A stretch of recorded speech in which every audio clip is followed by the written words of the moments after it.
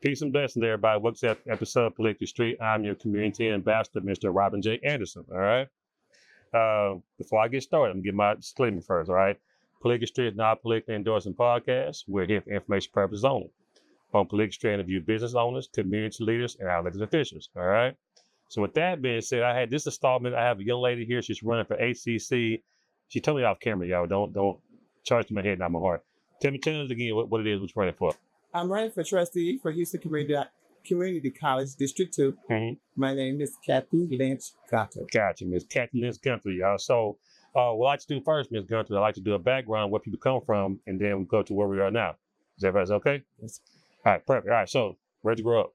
I grew up in Trinity, Houston Gardens. Mm-hmm. Went to Chatham Elementary School, Terra Middle School. Okay. Graduated from Cashmere Senior High School. Okay. You know what? I had some people, some guests on here about maybe a month ago. They told me about Trinity Gardens was known for the gardens back in the day. I didn't know that. Absolutely. Beautiful, beautiful area.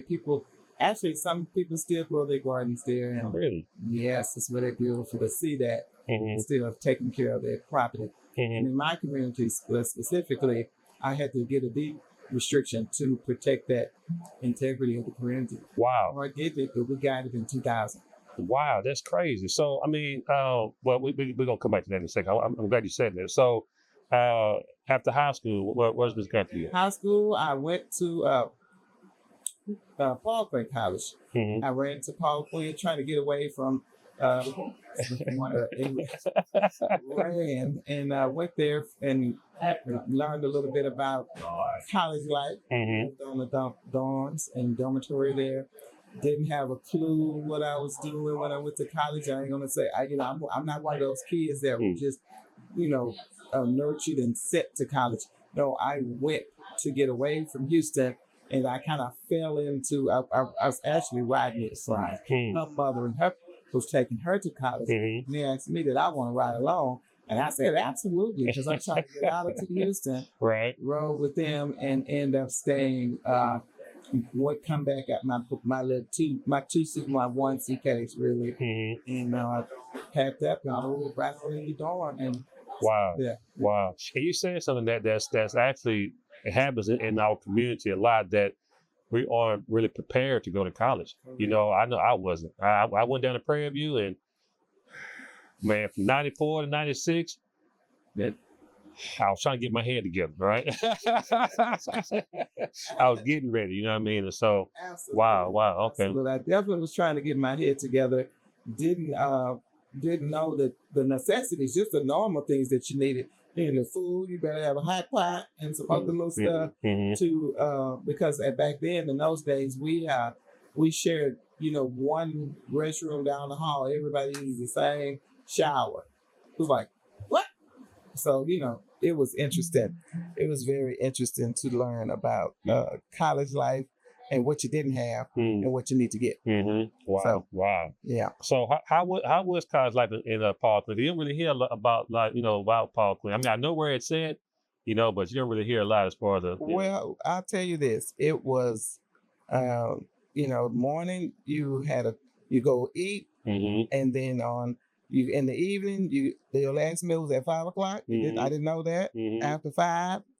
Wasn't nobody eating. If you didn't have no money, you just stuck out in the cold, starving. Yeah. And I did not learn about on Sundays there was no breakfast because it's an AME college. Okay. And they practice fasting. Had no idea what that was. Wow. So fasting, I learned that you don't eat until afternoon. Mm-hmm. You go to church. Mm-hmm. You then after church, then you prepare you a meal. Wow, I didn't know that. That's interesting. So, while you're at college, where'd you study at? What you majored? I majored in business administration, and I pledged Delta Sigma Theta sorority there. Okay. Spring of '83. Delta. So I am a Delta. Mm-hmm. Did that.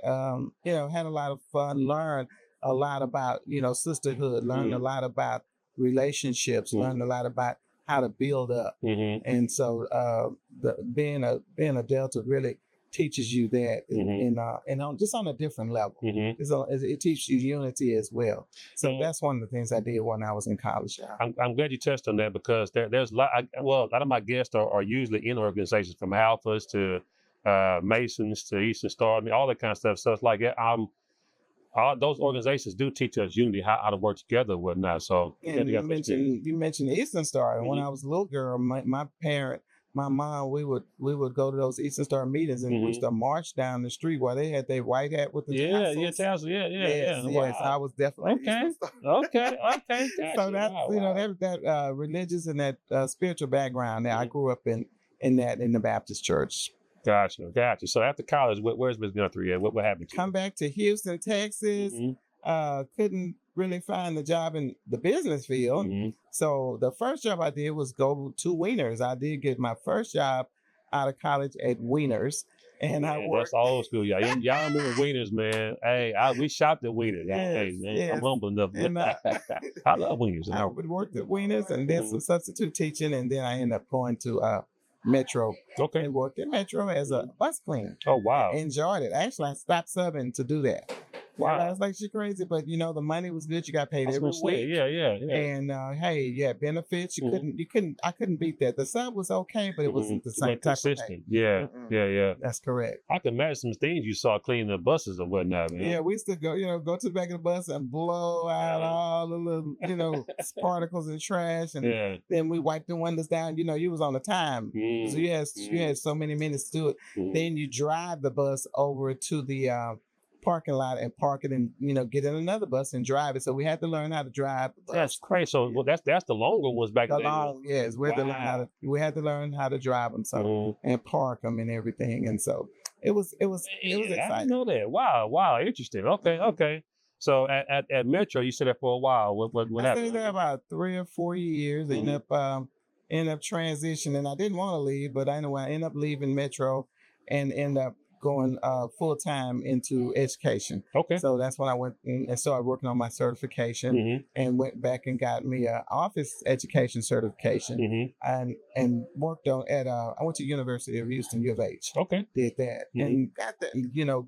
Back then that's when the Apple computer had just came out. It was going to Safari, but it was kind of new. It was in the 90s, so if you can imagine. We're talking about somewhere around 97, something like that. When I first, somewhere between 93 and 97, I was in there, finally got my certification because it was, I went part-time. I didn't go full. Gotcha. Got that and did that teaching certification. That really helped me to land a full-time teacher position in North Forest Independent School District. Okay. Speaking of North Forest, I mean, it's not there anymore, is it? No, we lost North Forest to... we have a Houston Community College North Forest campus, but the college was merged with HISD. Gotcha. I mean, what was the climate like as far as like teaching wise back then? Oh, the teachers were so dedicated back then, and if they didn't come to work, they were sick. It had to be something serious. And when I took on the first teaching position, I think I got there. I believe I was a typing teacher, so I was subbing for somebody and I fill in, and then she left. So I became one of the typing teachers there. And when I say you're teaching a person how to write a letter, how to use the keys without looking down, it's a very good skill to learn. It is, and it helps you get a few good jobs. We know now, you know what I mean? Because like when I was in high school, they gave me elective either take typing or Texas studies. I took Texas studies, but knowing what I know now, I should have went ahead. But it is what it is. Hindsight is 20/20. Correct. So typing and then and business communication. I also taught a business class, business computer information systems, and that basically, North Forest was not a very wealthy, district, and so sometimes you had to learn how to improvise. Or if you did not have a computer and you were teaching a computer class, I was one of those people. I fought for it. So we sit up and I got my books and everything. We opened the book, to page 5, and then it says, okay, go to Microsoft Word, and and I was like, wait a minute, hold up. called my principal. You cannot teach Microsoft Word without a computer. That makes Now sense. they can read the data, but we need to be hands-on. I agree. And so they was like, well, we don't have any computers. I said, no, we're gonna have to do something. So we're gonna have to get some donated. And I kept fighting, and we ended up getting about maybe 10 computers, but I had a full class of maybe 20, 22. But I rotated them. I had one group working on, life skills of what you're going to do when you get out, look up some jobs. And I had the other ones on the computer. And we switched out until we got them all taught at least how to do Word. Wow. And you said something that kind of pricked my heart, because my mother, she taught for like 35 years. She was diagnosed with breast cancer in fall of 93. And, but she fought all the way up until, so she retired in 2011. No, 2012. And the day that her retirement was going to kick in, she actually passed away. So, but she worked all the way up until, I think June of that year before she retired. And then just, you know what I'm saying? But you're right. I mean, it's life. I think what she showed me was being dedicated. Like you say, if you're not really into it, you're not gonna, you know what I mean? So, but those teachers back then, where like say they didn't come to school, it was something wrong. Exactly. You know what I mean? So, but even with her struggling with going to camp, she was still there for those kids. Wow. You know what I mean? That says a lot. It does, So fighting for computers and things like that. What else was Ms. Gunter fighting for? Because we don't have money coming to these schools like this. It's like, yeah, just fighting for. I fought for that until I end up. Well, when I first went to the office, what I didn't tell you is that I started out as a paraprofessional. My mom did and too. I worked in the central office. I worked under the assistant superintendent as there's assistant. And I did that for about, I want to say 3 or 4 years before I went to the classroom. So I kind of forced into the classroom because my boss left, May Clark Jones and Carol Thomas, they left and went to Beaumont. And so once they left, I had no choice but to find another position, because they said, okay, Kathy, what are you going to do? You can't just sit here in the empty office. We have some positions open at the schools, and that's how I end up transitioning, going to the schools. And I brought that up to say that experience I had, I learned, dealing with the principals. I learned how to look at the budget and put in POs and do all that type of work. So I did learn that. That really did help. And writing letters after letter after letter to different principals. That gave me the background and the structure I needed that I didn't know that was going to help me further down the future in my career and stuff like that. Right, makes sense. But TEA eventually took over North Forest. Prior to that, I worked as a registrar in North Forest. So I've been all around. I've been substitute teacher, paraprofessional, executive assistant. Then I ended up my last job in North Forest was the registrar. So in Smiley High School. Okay.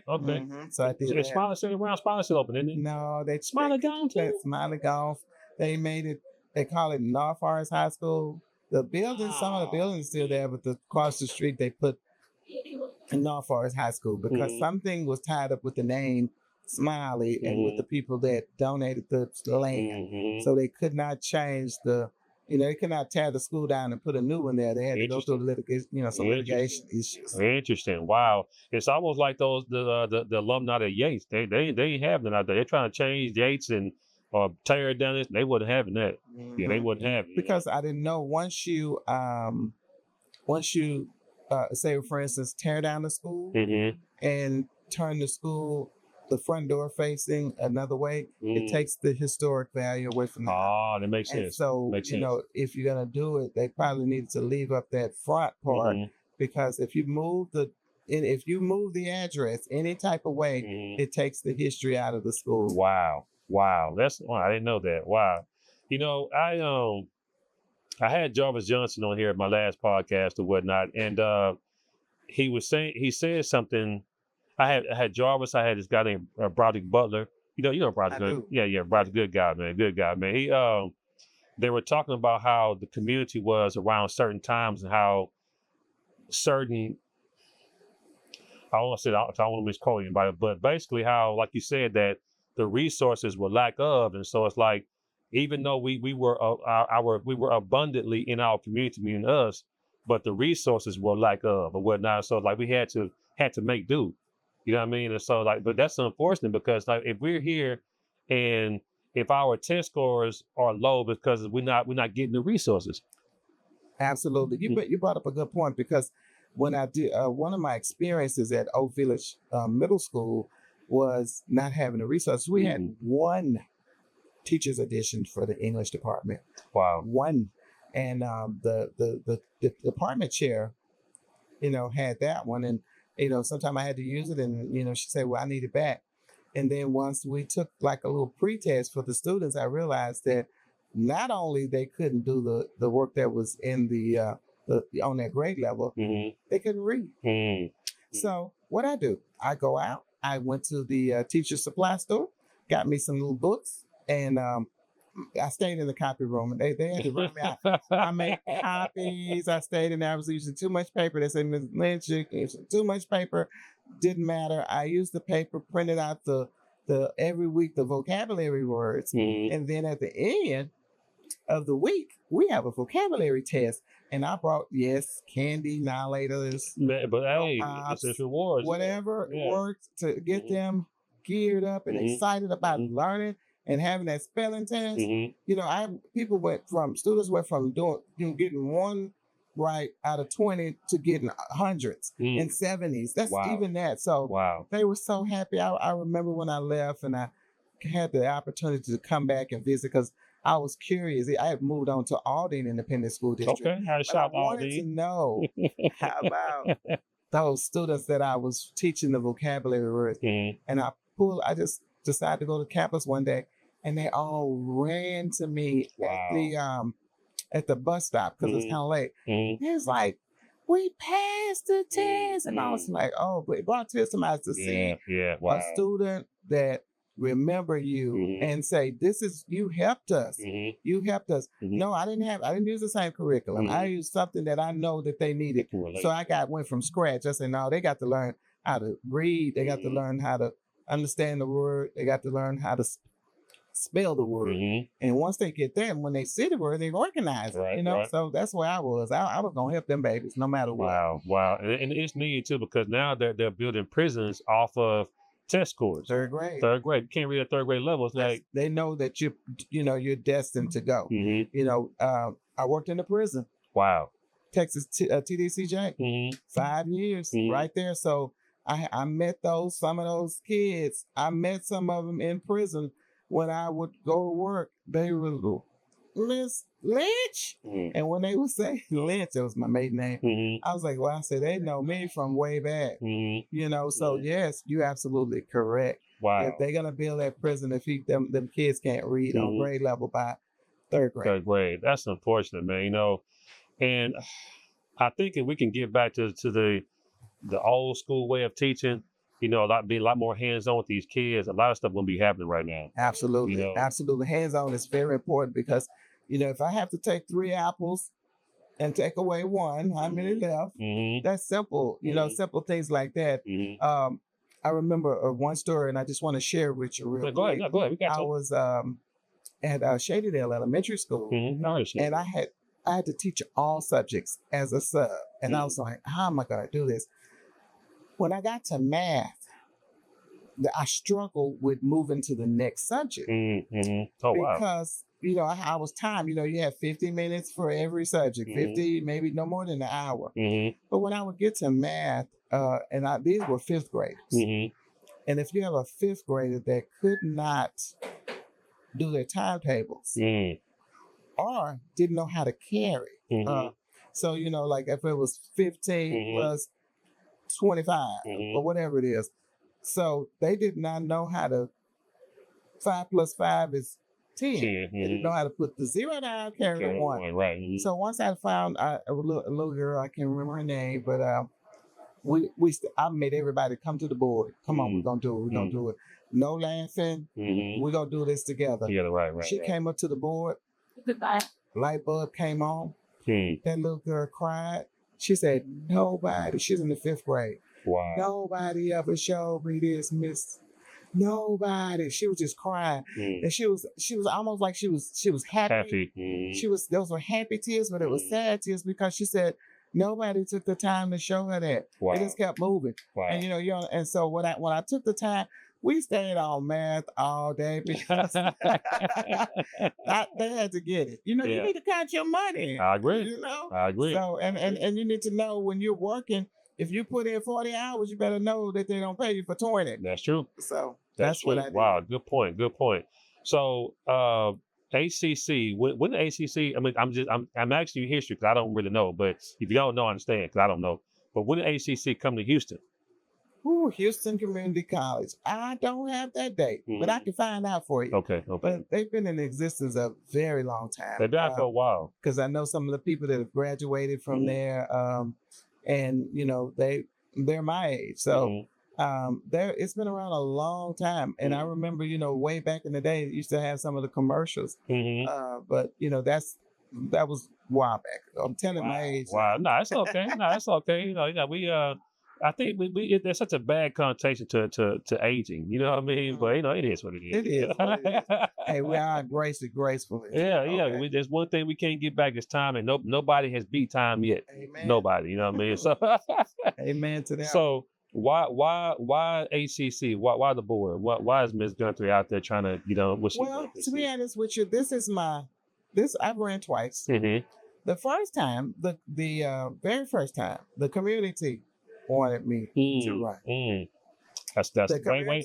Say it again. The community wanted me to run. Wow. And that was based on the skills that I was doing with the remember I told you the deed restriction and the things that I was doing in the community. And they said, you need to run for this position. We need somebody that we could trust. Okay, ran, didn't make it. The second time I ran, I really thought that this was it. I think I could do it. Let me see what I can do differently and make it raise. But I didn't know about politics then. I didn't know. I didn't understand how other politicians got into races that weren't theirs. So that was kind of eye-opening for me, and it scared me a little bit. And that was one of the things that I didn't know. This time, it's a mission for me. I have a son with autism. They have programs all over the city, but none in the Northeast. I don't know of any that are here. They may be in Spring. They may be in Kingwood. They may be Southside, but they're not right in the middle. Acres Homes, North Forest area. They have two Houston community colleges, and neither one of those campuses have the program that my son went to. My son did go to the ACC VAST program, but that program is housed in the central campus. So they take a bus, go downtown. We got two almost empty campuses. Why not take that program and put that program? It is this time a mission for me, not just my son. It is so many other kids and students. They just need the life skills. They teach you how to wash your clothes. They taught him how to work at how to stock. They took him out and taught him how to catch the bus. So these are simple life skills that some regular kids need. You're right. And so these skills were so great. I was so impressed with the program. That's the type of program I'm gonna be working with It's eight other board members. If I'm elected, when I'm elected, I only get one vote to work with those other 8 board members. And that's what I want to do. I want to work with them, help them understand that our community needs help too. We need programs for these kids to take that they want to take. Not what I want, that they want to do. My son had the opportunity to work. They take you to the food bank. That's one of the possibilities, but that wasn't his thing. So they have a variety of programs that they have the hotel industry. You want to get in hospitality. So I know that. those are some of the programs that they offer the kids in the VAST program. And then they have big graduation forum. It's so nice. I was able to tell some of my other neighbors about the program. They never heard of it. I didn't even know about it. Yeah. So now I do know. So there's a young lady. Her name is Christina Shelley. Shout out to Christina. She's married now, Morris.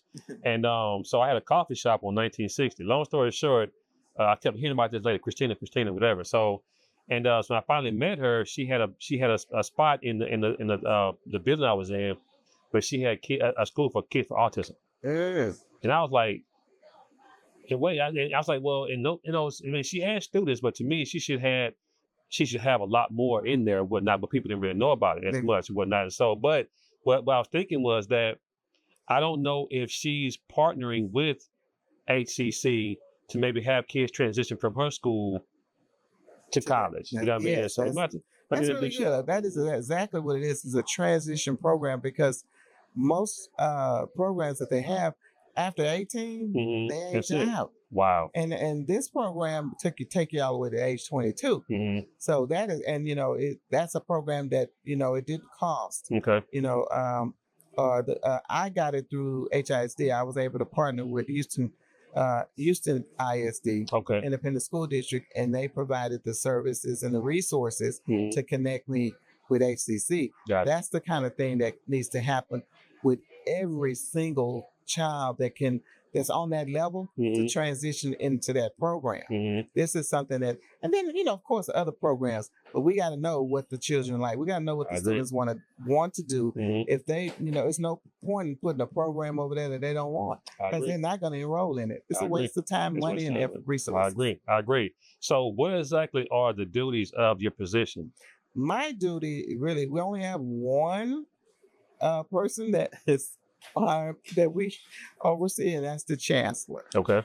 The my job as a trustee is to work with the chancellor. Let her know about the different ideas or programs or whatever we're trying to get, and then we as a board work collectively to vote on that, similar to kind of like a city council position with the mayor and stuff. But we only work with the chancellor, and then we work for our district, trying to bring things and programs in our district. Okay. So that's what we'll do. That's what I would do. That's what I am gonna do. And that's pretty. As I'm listening to this, it's a pretty important position for you, even to be on a ballot, to get voted into this position. Is wow. Absolutely. Wow. To be on the ballot, you have to put your information in that you're running. And make I think Norm, last time it was 5 of us that ran, so we had to go up and pull the order where we're being on the ballot.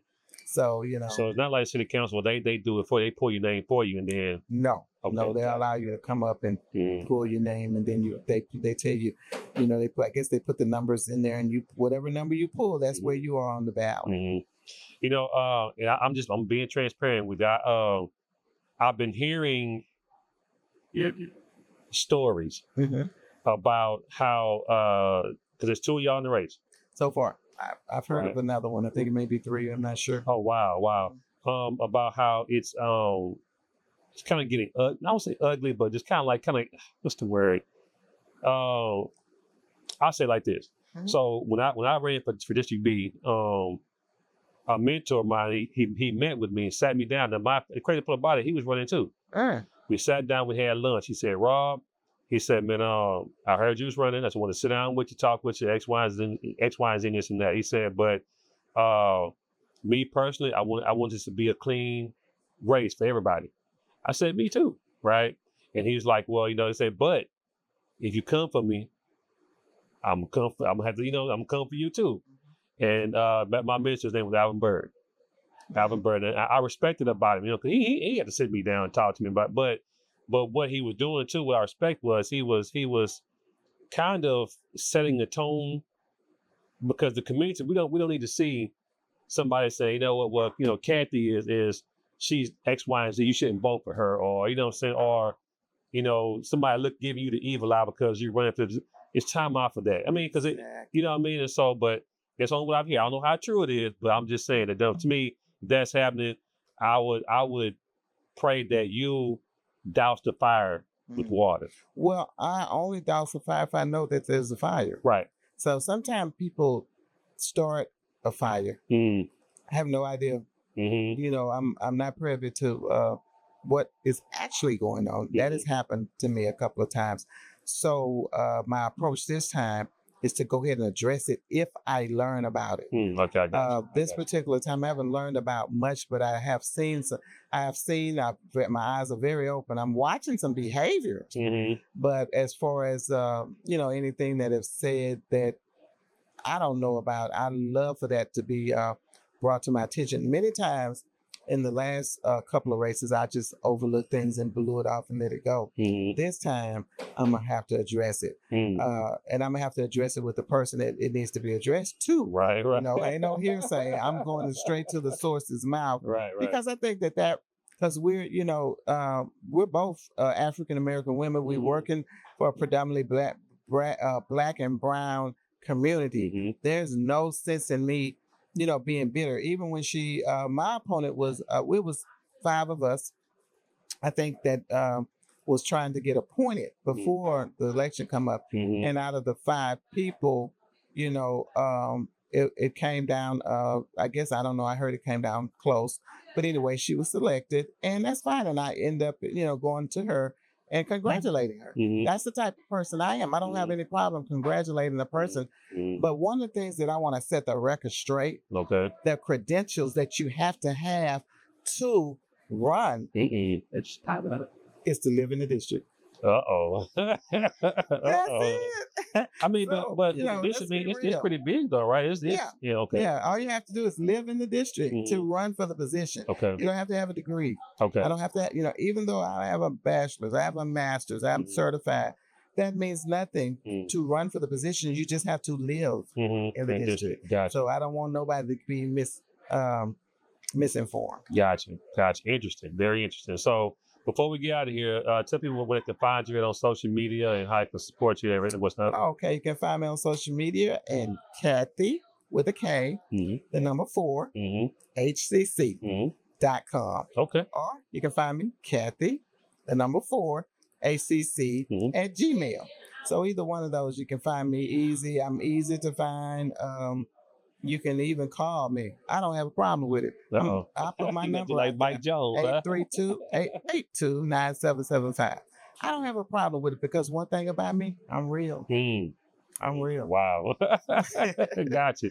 So when's the election is in? The election is going to be in November, on November 4th, and the early voting starts in October, on October the 20th. So I hope I get your support. If you know me, look me up. If you don't, you'll see. Wow. I would say I do appreciate you coming on. It's been we have it's a backstory, y'all, and we've already kind of amended what happened, but it wasn't her personally. But she didn't do it, But so when I ran for city council District B, I had a sign over there in the 5th Ward area, and the sign was actually made incorrectly, right? So usually the 4x8s are usually this way, but the person that did mine vertically, right?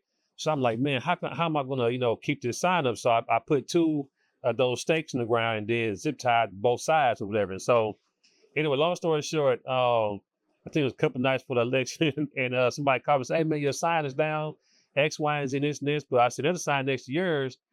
I was like, "What?" And so anyway, but it was Gunter's sign when she ran for trustee back then. And so, but I tried to call her in a minute, but you never answered my call. No, I'm lying. I inboxed you on Facebook or whatnot. Now that might be right. Answer calls. Yeah, right. So inbox. So anyway, but I was like, man, she see my message, this and that, and so. But either way, it wasn't her, and it was the person they working for. It probably was. I know it was, and I apologize. So. We good.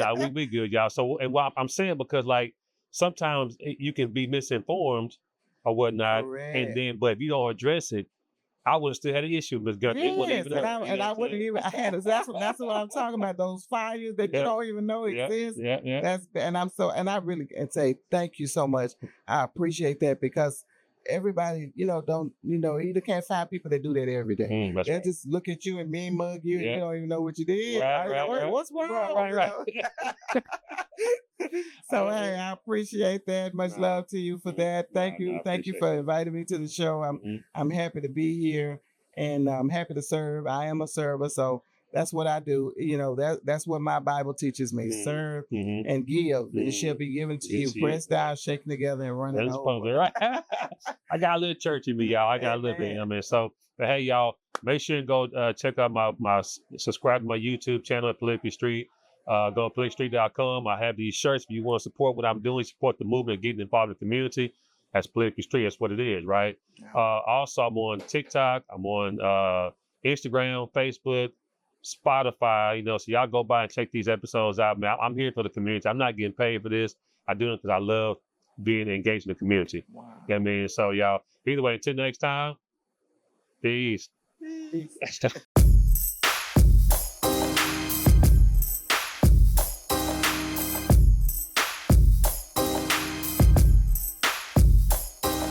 Want to give a shout out to Political Street, man. That's one of the coldest names you can have. Because we out here in these streets, but these politics is trickling down, so it's all intertwined, man. So we got to figure out how to work it the way we work. So shout out to Political Street.